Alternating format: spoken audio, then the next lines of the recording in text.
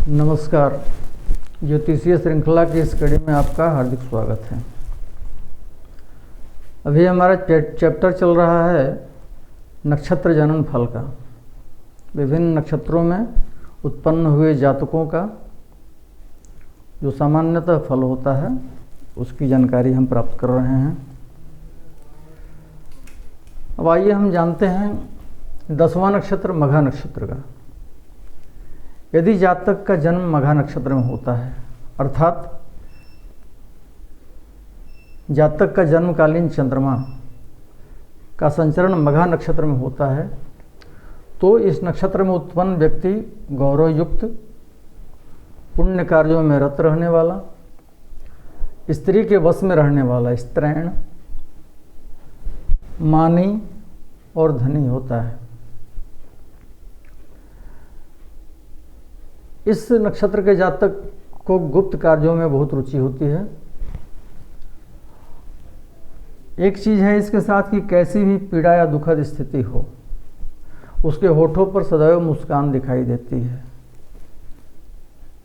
मतलब परिस्थिति को मैनेज करना इसको बहुत अच्छी तरह से आता है। विपरीत परिस्थितियों में भी ये पूर्णतः धैर्यपूर्वक रह करके और परिस्थिति का विपरीत परिस्थितियों का सामना करता है। इस नक्षत्र का जातक शीघ्र क्रोधित होने वाला होगा। उसको अकस्मात हानि उठाना पड़ सकता है अपने जीवन में। कामी होता है, दूसरों के धन का अधिकारी होता है। या तो वो दूसरों का धन को हठात अपना बनाने की चेष्टा करेगा, या उसको दूसरे का धन का जैसे पावर ऑफ अटॉर्नी दिया जाता है उस तरह का कोई स्वामित्व उसको प्राप्त होता है। यह सदैव चिंताग्रस्त रहने वाला होता है मघा नक्षत्र का जातक। अब मघा नक्षत्र के प्रथम चरण में यदि जातक का जन्म हो तो जातक के आवेश की मात्रा अधिक हो जाती है, शीघ्र आवेशित होने वाला होता है वो। अगर द्वितीय चरण में उसका जन्म होता है मघा नक्षत्र का, तो उसके सौंदर्य का भावना का विकास होता है। सौंदर्य बोध कराता है द्वितीय चरण उसका, सौंदर्य प्रिय होता है। तृतीय चरण में जन्म होने से उसको अधिक कल्पनाशील बनाता है।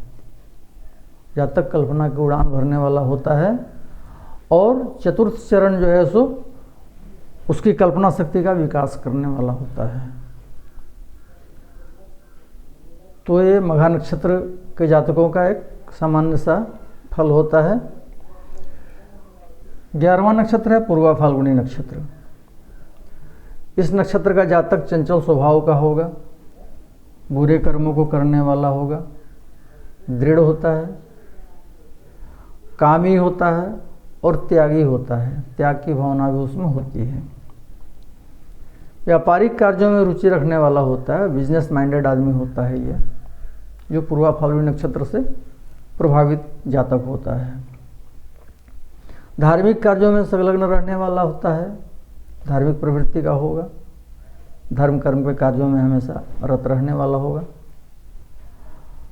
मान सम्मान का बहुत ध्यान रखने वाला होता है। इसको अपने मान सम्मान की बहुत चिंता होती है, इसलिए उस पर वो हमेशा ध्यान देता रहता है। उसकी उन्नति के मार्ग में बार बार बाधाएं आती रहती हैं, पर वह कभी विचलित नहीं होता है।